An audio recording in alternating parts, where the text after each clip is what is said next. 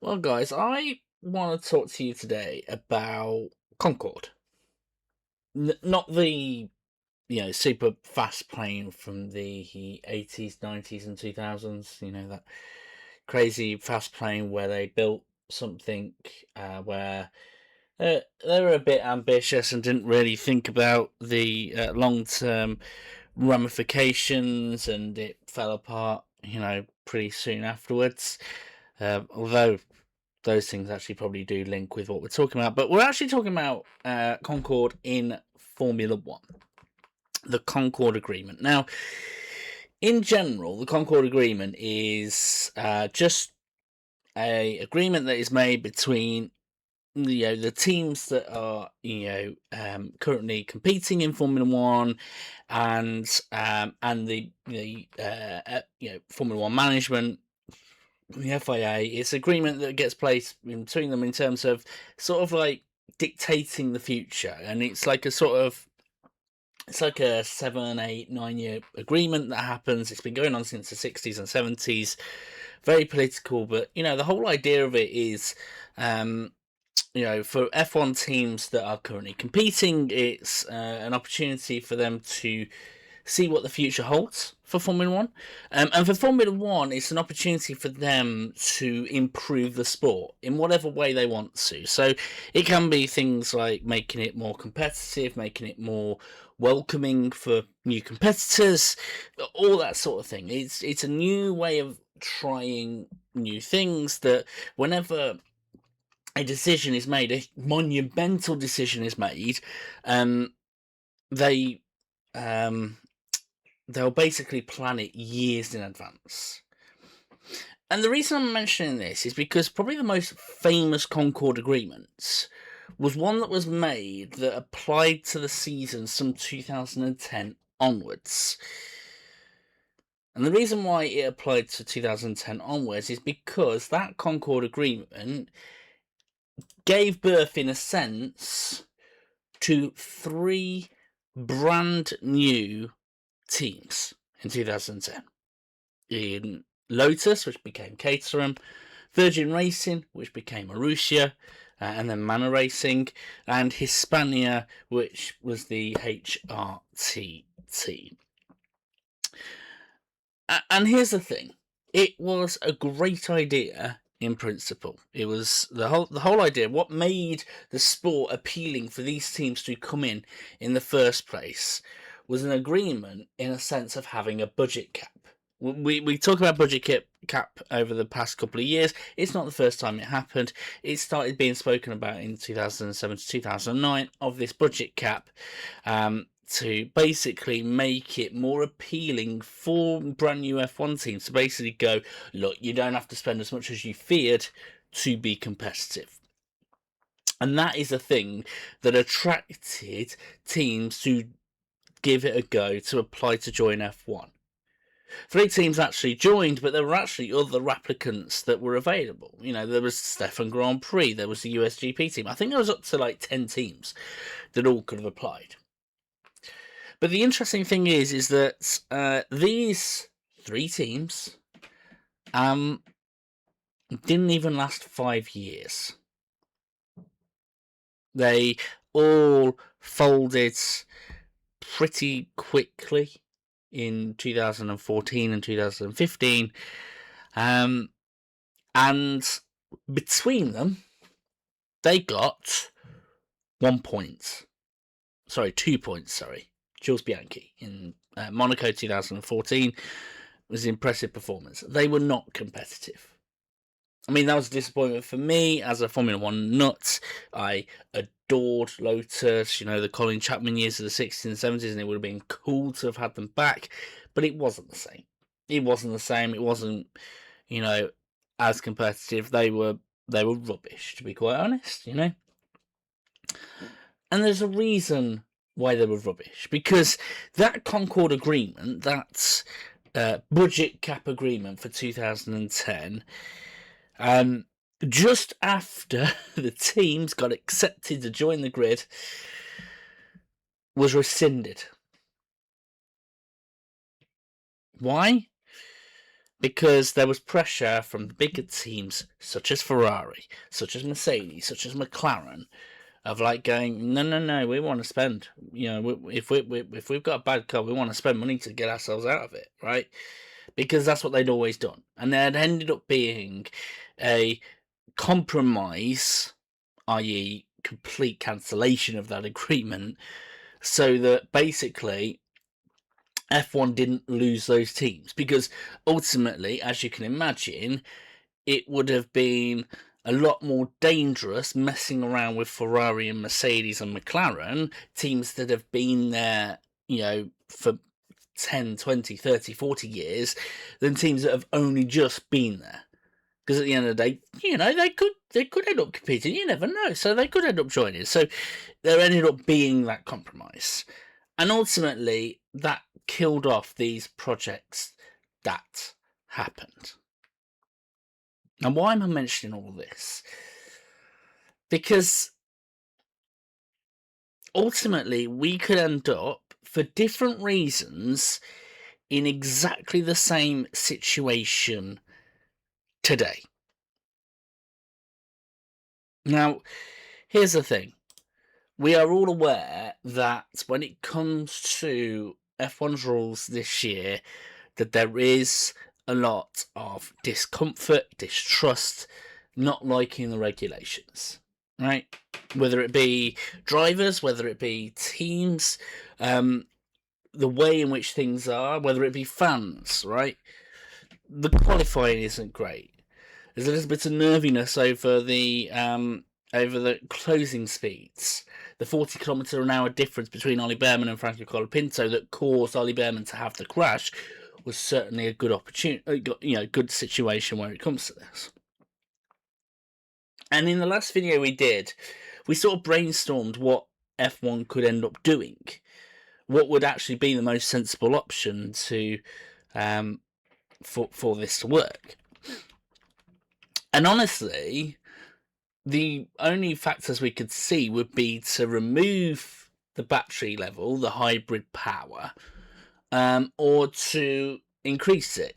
Bring in the MGU K, I think it is, right? Bring that back in, make the engines more complicated, mess around, with that, and that would be a fair adjustment, let's say, of the agreement, of the regulations, that might not mess around with the Concord Agreement too much. But there's a problem, isn't there? Because there is a reason why we have two brand new teams in Cadillac and in Audi buying out Sauber. And actually, thinking about it, you could probably rope in Aston Martin in here, because the Honda engines are with the Aston Martin team. And in a sense, we are talking brand new engines to a certain extent. And you could also be talking about Red Bull power as well, the brand new powertrains. But focusing on Audi and Cadillac, especially Audi, the reason why they've joined is because of this focus on battery level performance, to make it more sustainable for the future, for all the environmental purposes. Audi are a sensible manufacturer to the point where they go, do you know what, it needs to benefit in the future, right? Now, whatever that reason is it a case of improving the hybrid systems for their road cars? Is it a case of getting a better understanding of how electrical systems work for their electric cars? I don't know. But ultimately, there is a reason why Audi and Cadillac, again, especially Audi, weren't involved in Formula One before the last agreement that happened when it came to this new engine regulations, the new way of which engines were going to work.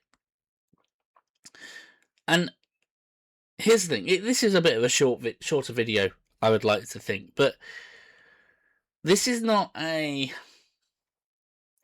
let's say, power trip move by Ferrari or Mercedes. But this is not a case of Oh, you've put in regulations and we don't like them.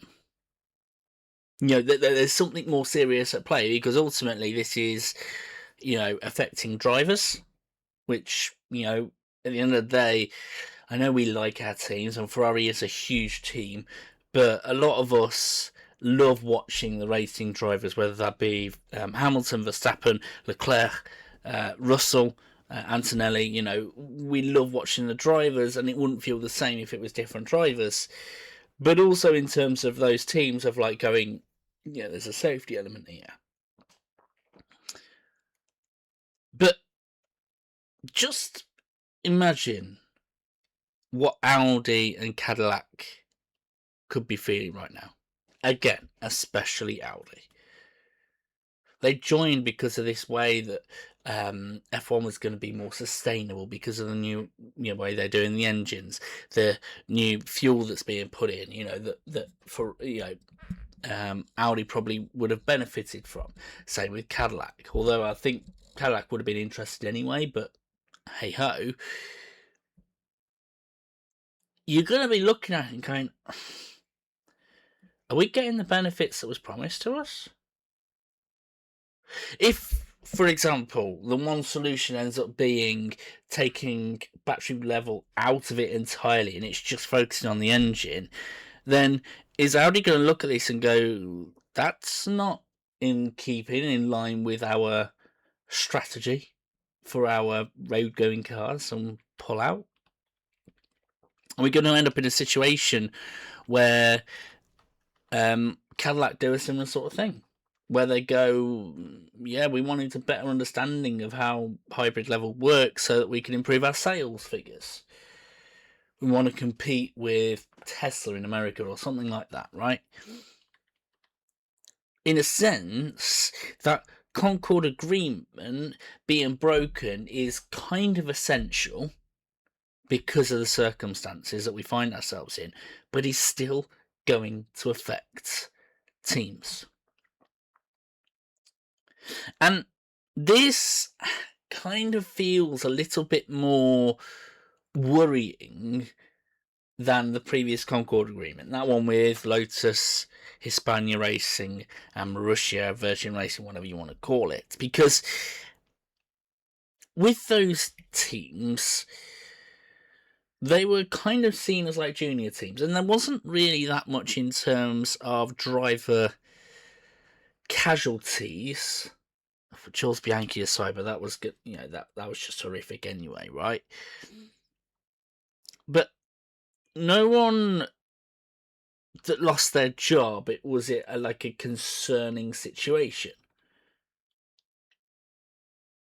Let's take it. The drivers in succession we had for Caterham, we had Kamui Kobayashi, somebody who was a brilliant racing driver, was probably on their way out of Formula One and wanted to look elsewhere. It was like a sort of like a last, like a swan song, let's say, with Caterham.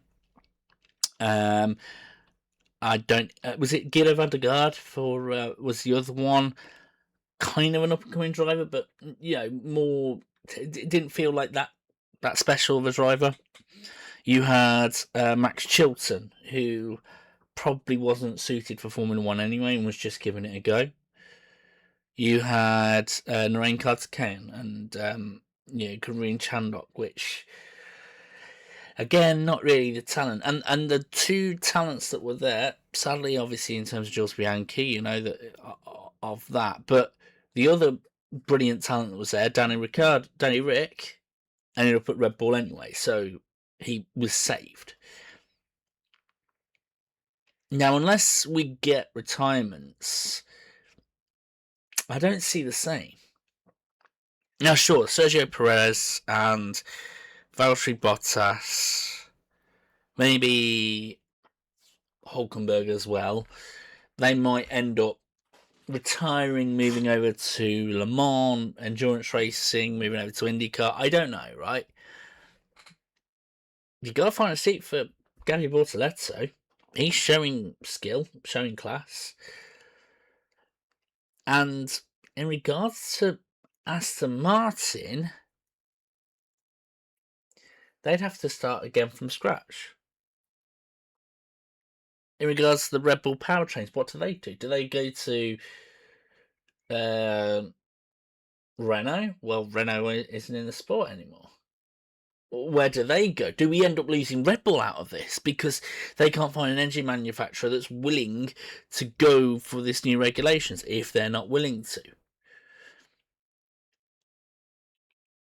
We're in a very risky situation, depending on where the teams are. Now, of course, I am not in the know when it comes to how these teams are feeling.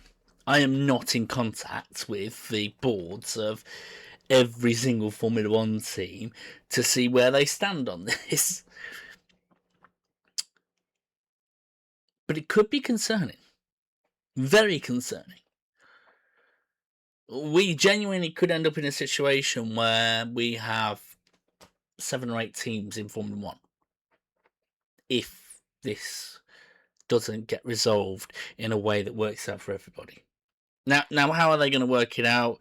I think the best of both worlds, by looking at it, would be either to get the improved electrical energy now, or look at getting that next year, so that you can at least say to Audi, look, for this year, I'm sorry, you're going to have engines only, but we'll work on it, right? We'll work on it so there isn't this de-escalation, this de-acceleration in crazy areas like the straights, like the hairpin at Suzuka. But when have we known F1 to play this card sensitively or calmly or with measure? Like, this is the F1 board, right? And let's face it, we have a situation where the CEO of Formula One wants to bring back the V10s just for nostalgia, right? And it's like, come on, gotta think ahead. I know we love the F1 V10s, they were great. Is it sustainable? So this is a case of watch this space, because, I'd like to think in the next couple of weeks we'll probably see some news when it comes to the next steps that F1 takes in terms of how they do the engines. But this could be a developing story over the next few months. This might not end with that decision. There might be a few months of dissatisfaction that we start hearing within the teams. We could end up with, I don't know, actually thinking about it. Could we end up having boycotts where Audi go, do you know what? We're not even going to kill it's not even worth killing the planet because we're not going to, just for something that's not going to benefit us anyway. So yeah, we're not here. We're not doing it anymore. It's challenging situation. I think what I would do is that thing of the, let's readdress this next year, give you guys more time to focus on it. That they go, right, okay, we give you, if we were to implement an extra element of the engines, that we use the engineers in the F1 team to basically go, right, how much is that going to cost? Right, that you now have an extra X amount of money in your budget to do that. That could potentially work. Or if it was a case of taking away the some of the hybrid power so that it feels a bit more pure and there's no more deceleration, what are the new targets for bringing that energy in there? There's a lot to unpack here. And I'd love to say I've got the answers. I don't. But yeah, this feels a lot more sensitive than we initially thought. And here's the thing, as cool as the 2000s were, I don't want to go back there for certain elements. We had a tyre war that happened between 2 tyre manufacturers in Formula One.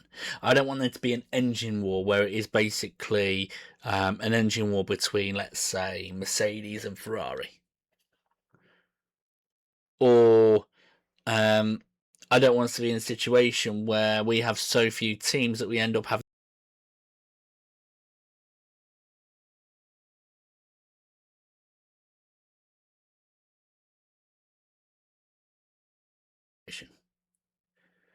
That's what I'm basically saying. I don't want us to be in a situation where Formula One is messy again. But anyway, those are my thoughts. Love to know your thoughts on everything. And all that's left to say is like, share, subscribe, and take care.